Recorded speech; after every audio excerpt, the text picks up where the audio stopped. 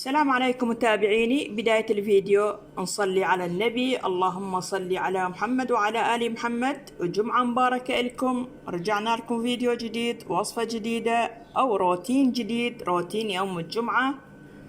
أنا قعدت من الصبح وطلعت اللحم من المجمدة وفكيتها من ثلج وغسلتها ونشفتها، لأن العائلة رادوا من عندي تشريب أحمر باللحم. طبعا من الليل اتفقوا على تشريب الأحمر، وهاليوم راح أقدم لكم التشريب الأحمر باللحم. وهسه أنا عندي هنا لحم، الوزن طبعا ما أعرفه، لأن ناخذ كمية من اللحم ونخليها بالعلاليق ونخليها بالمجمدة أو حسب الأفراد العائلة. هسه راح نروح على الطباخ ونعلق الطباخ. وهسه خليت القدر على الطباخ. راح نجيب اللحم، هاي أول شي نجيب اللحم نحمسه، بلا ما نخليها لا ماي ولا نخليها دهن، نحمسه هي وحدها بالقدر. أول شي راح ننزل اللحم، لا لازم تاخذ صدمة اللحم. شوفوا هالشكل.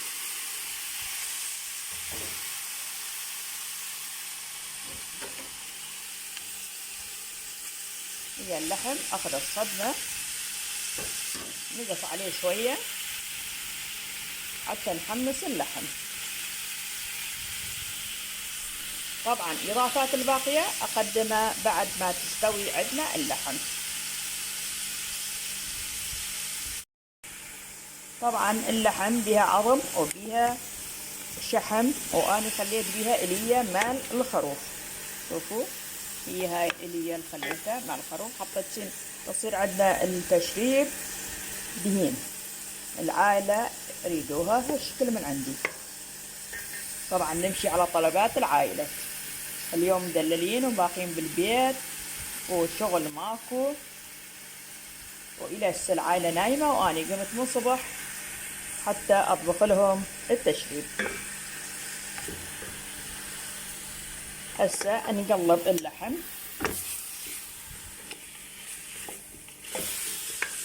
هالشكل نقلبه حتى تتحمس عندنا اللحم. بعدين نضيف له الماي الحار وتبقى تستوي على كيفه. أول شي أول ما تفور عندنا اللحم ناخذ حركة اللحم حتى تفور وتستوي على كيفه. طبعا أنا أصور لنفسي، ما حد باق وياي بالمطبخ، أنا وحدي. بعد العائلة نايمين. طبعا ما أضيف لا ملح ولا أضيف أي شيء، بس أضيف المي الحار حتى تستوي. لو مستعجلين تقدرون تسووها بجدر الضغط، بس أنا راح أسويها بالجدر العادي، لأن بعد عندنا العائلة ما متريقة، وراح تستوي اللحم عندنا على كيفه. ساعة ساعة ونص تستوي عندنا اللحم. هسه شوفوا شلون يتحمس عندنا اللحم. لحظة. وهسه تحمس عندنا اللحم، شوفوا شلون تحمست. هسه راح اضيف له المي الحار.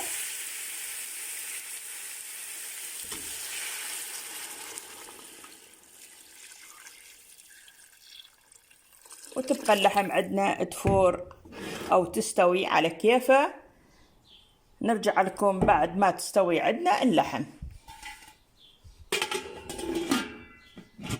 بعد ساعة ونص رجعنا على اللحم وخليناه على نار هادئ. شلون استوى عندنا اللحم، شوفوا شلون مستوي عندنا اللحم، شلون تتقطع. وهي هاي اللحم سويناها بساعة ونص تقريبا.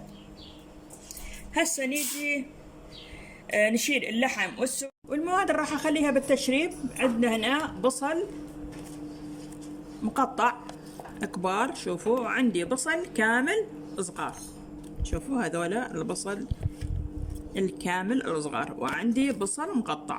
وحسب رغبتكم ايش قد تخلونها، هي حسب رغبتكم. انا تقريبا راح اخلي الكميه. عندي هنا 3 طماطات مثرومه مقطعه نفس الشي، وعندي فلفل حلو اخضر، وعندي عصير طماطه، وعندي نومي بصره، وعنده هنا كاري فلفل اسود،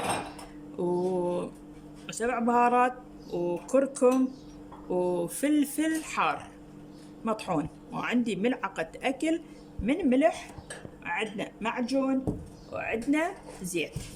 هسه نبدأ بطريقة العمل التشريب الأحمر.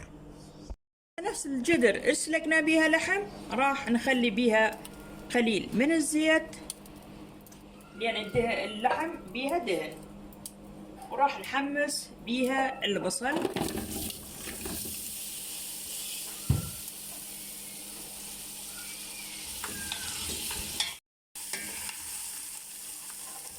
وهسه تحمس عندنا البصل راح نضيف المعجون قبل ما نضيف باقي الخضروات حتى تتحمس عندنا ويا البصل.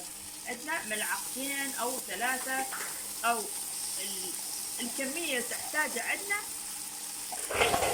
التشريب. هسه نحمس المعجون يعني تطلع طيبة نتحمس عندنا المعجون. شوفوا هسه نخلطه ويا البصل.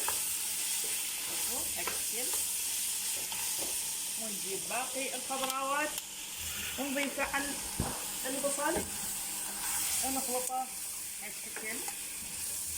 شوفوا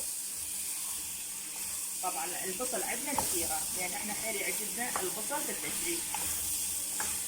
وهسه أضيف باقي التوابل. شوفوا هالشكل، وأضيف النومي بصرة نخلطه هالشكل. وهسه نضيف الماي اللحم حتى شوية تستوي عندنا الخضروات قبل ما نضيف اللحم. بعد ما استوى عندنا طبعا صارت عندنا نص استوى الخضروات وضفنا اللحم راح نضيف له المي الحار. بعد ما خلينا الخضروات واللحم وطبقناها ان شاء الله ربع ساعة تفور او تغلي عندنا التشريب الاحمر. شوفوا شلون استوت عندنا اللحم بعدها ما فايرة عندنا التشريب. لازم اخلص قبل ما يرجعون من الجامع لان عادات وتقاليد الاكراد هنا من يطلعوا من جامع واحد يسحب الثاني على البيت يقولون تفضلوا اتغدوا عندنا. هاي عادات وتقاليد الاكراد اللي عندنا اخواننا الاكراد. ان شاء الله على راسنا وعلى عيننا اخواننا الاكراد، ان شاء الله يفوت ويا واحد ويا ابو اركان ويتغدى عندنا. وهسه بدا تغلي عندنا التشريب الاحمر. شوفوا طبعا اني اصور لنفسي. شوفوا بعد ترادلها فرد 5 دقائق وتجهز عندنا تشريب الاحمر اللي قدمناها اليوم لكم. وهسه طفينا على التشريب. نشوف التشريب شلون صارت. شوفوا هذا بصل مستوية عندنا وعندنا هاي اللحم. شوفوا شلون مستوية. ان شاء الله الوصفة عجبتكم. هسه نحكي لكم على العادات والتقاليد بالكردستان عندنا.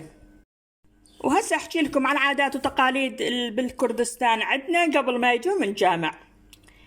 اول شيء الصبح ما الصبح تقعد ام البيت، مو اني ام البيت، اي ام البيت تقعد تسوي ريوق، بعدين تحضر على الغداء على العائلة او الضيوف اللي راح يجيهم. يسوون برياني، يسوون كبة، يسوون ضولمة، يسوون شيء خاص للضيف. بعدين عندنا الزلم ويا الاخوان ويا الابناء يروحون على الجامع ويكملون الخطبة. من يطلعون من الخطبة نقول هنا خطبة الجامع. من يطلعون من الجامع بالطريق واحد يسحب من ايد الثاني يدخل البيت، يقولون تعال تفضل اتغدى عندنا. الشاطر هو اللي يدخل صديقه قبل حتى لو من غير فرع.